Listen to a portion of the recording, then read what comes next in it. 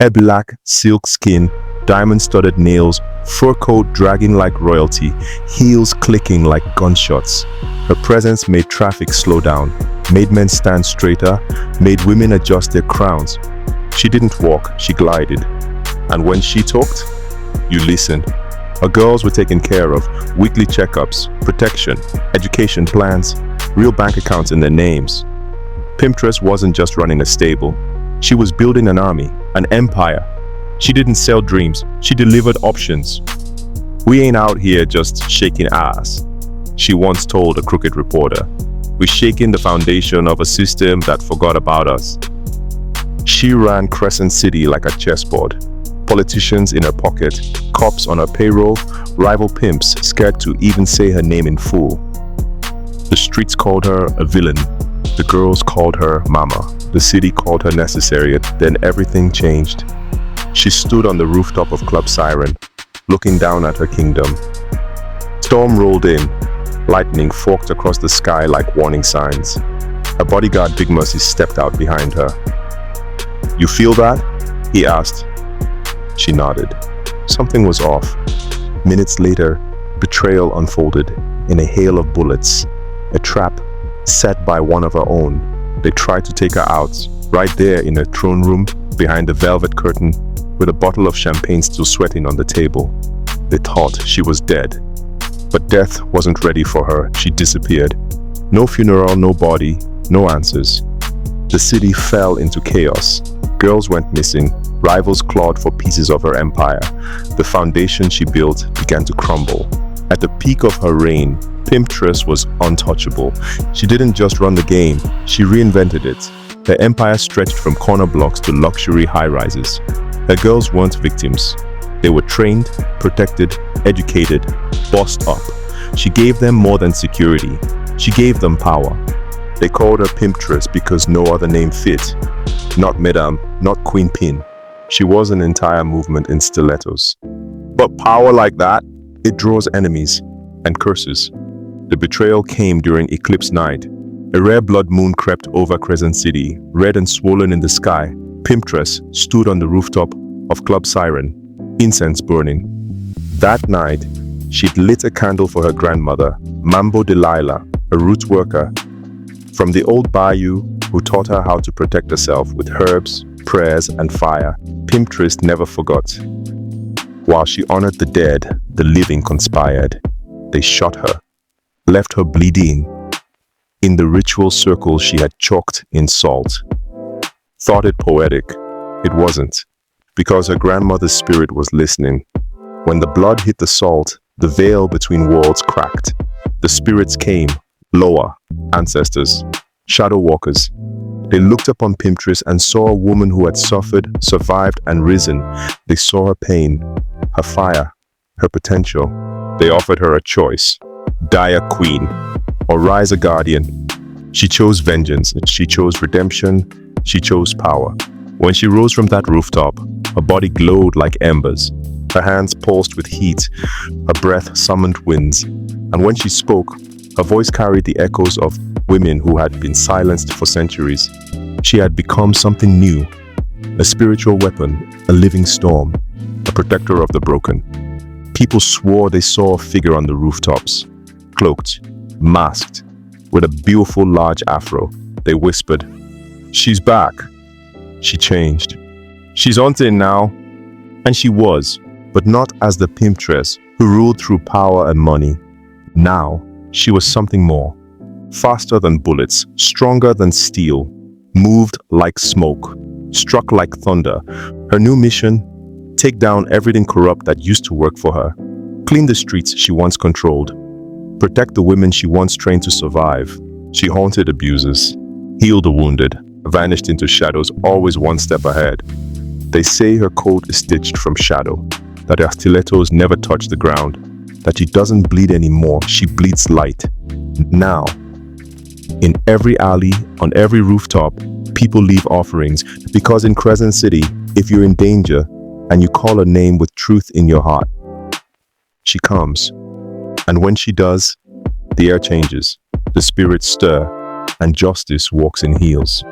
Rivals were human, greedy, dangerous, and willing to step on anyone to climb higher. But Zara La Nuit, the woman who had risen from the shadows, was something else entirely. A powerful witch who trafficked in dark spirits and ancient curses.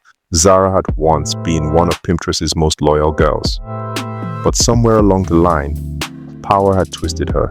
Zara sought control not just over the streets, but over the very veil between the living and the dead. Where Pimptress had embraced the spirits of her ancestors, Zara called upon ancient, vengeful spirits, creatures of darkness, rage, and decay.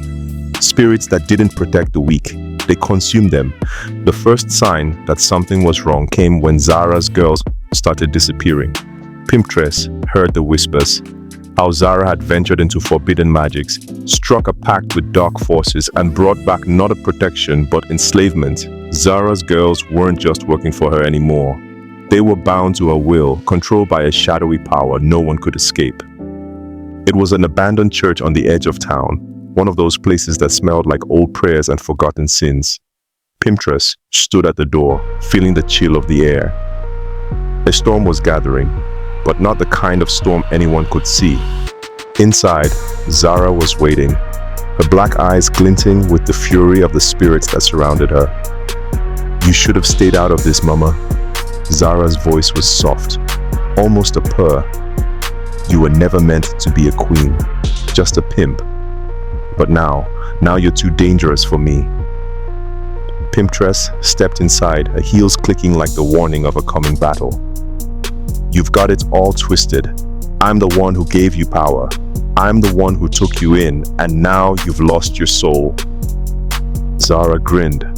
Her mouth was wide, too wide, as if her face couldn't contain the power inside her. Her spirits were whispering, dark, malevolent whispers that clawed at Pimptress's mind. "Lost my soul?" Zara's laugh echoed, a jagged sound that vibrated in the walls. "You think you're the only one who can talk to spirits? I am the darkness. I walk with the shadows of the dead. You think your ancestors can save you from that?" Before Pimptress could answer, Zara raised her hand. Shadows lashed out from every corner of the room, wrapping around Pimptress, pulling at her like they were alive. Cold, suffocating. 1,000 spirits screamed in her ears, but she didn't flinch. The battle Pimptress closed her eyes and breathed. She could hear the wind calling to her, the spirits of her ancestors rising from the earth, answering her. Her grandmother's voice clear as day. "Stand tall, baby girl. Your power comes from the blood, not the dark." The shadows tried to drag her down, but she stood firm, lifting her arms high. Her own power surged, harder, brighter. The ground trembled. The wind howled. "I walk in the light now," Pimptress said, her voice deepening as her spirit ancestors chanted alongside her. "And I am not afraid of you." The shadows recoiled, but Zara wasn't finished. She called on her spirits, wrathful, hungry, twisted. Figures formed in the dark, made of smoke and sorrow. They lunged at Pimptress, but with a snap of her fingers, Pimptress conjured a golden shield, radiant with her ancestors' energy. The spirits hit it, screaming in agony as they burned away. Zara's smile twisted into something feral. She raised her hands again, summoning a mass of darkness so thick it seemed to consume the entire room. But Pimptress was no longer just the woman who ruled the streets. She was something older, something stronger. She reached into the very soul of Crescent City, the land, the streets, the air, and called on the spirits of those who had been silenced. The women who died on the streets, the mothers who lost children, the daughters stolen in the night. A great roar filled the room, and the ground split open beneath them. Light and dark clashed in a fury of spirit power. Waves of energy crashing like thunder. Pimptress and Zara fought, one with the light of the ancestors, the other with the cold, hungry darkness. The final blow. As the battle raged, Pimptress saw it, the opening. The tiny moment when Zara was vulnerable, when the darkness momentarily faded as the spirits turned on their master. With a scream, Pimptress launched. She tore through the shadows like a comet, golden fire blazing from her hands. In one final, shattering moment, she grabbed Zara by the throat, her touch searing with the combined power of the spirits who had fought for her, who believed in her. "You do not control the dead," Pimptress growled, her voice reverberating through the room like a drumbeat of judgment. "And you will never control me." With a burst of energy, Zara's dark spirits turned on her, consuming her in a storm of shadow and rage. Zara screamed, her voice twisting into something unrecognizable as she was swallowed by the very darkness she had unleashed. Crescent City breathed again. Pimptress stood alone, her cape flaring in the wind as the remnants of Zara's dark magic faded into the night. The spirits were silent now, but she knew they were with her. They had won. And though the city would never be free of darkness, Pimptress had proven one thing: no one, no spirit, no man, no shadow could ever take away her light. As the last vestiges of Zara's dark spirits dissolved into the air, the church grew eerily silent.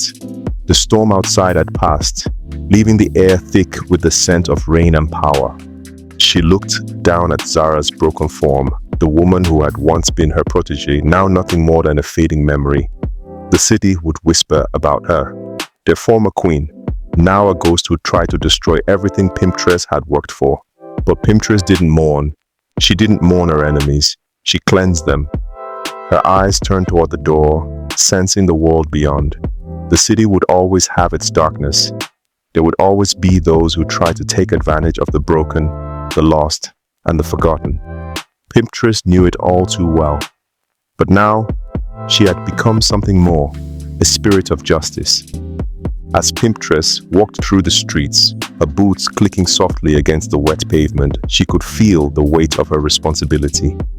The city had given her a gift, the gift of power, yes, but also the burden of protecting it. She would not let Zara's darkness spread like wildfire, not on her watch. The sound of sirens echoed in the distance, but Pimptress paid them no mind. They wouldn't be able to stop the real evil now.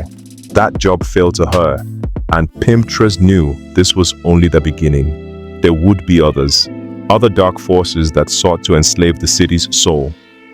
But no one, no matter how powerful, would ever be able to stand against the might of her ancestors. The shadows that crept through Crescent City would have to reckon with her now. And when they asked where she was, there would be no answer. Just the feeling of the wind, the faint echo of footsteps, and the certainty that she was watching, that she was always watching. Because the city would never be free of its darkness, but as long as she walked its streets, neither would it be free of her.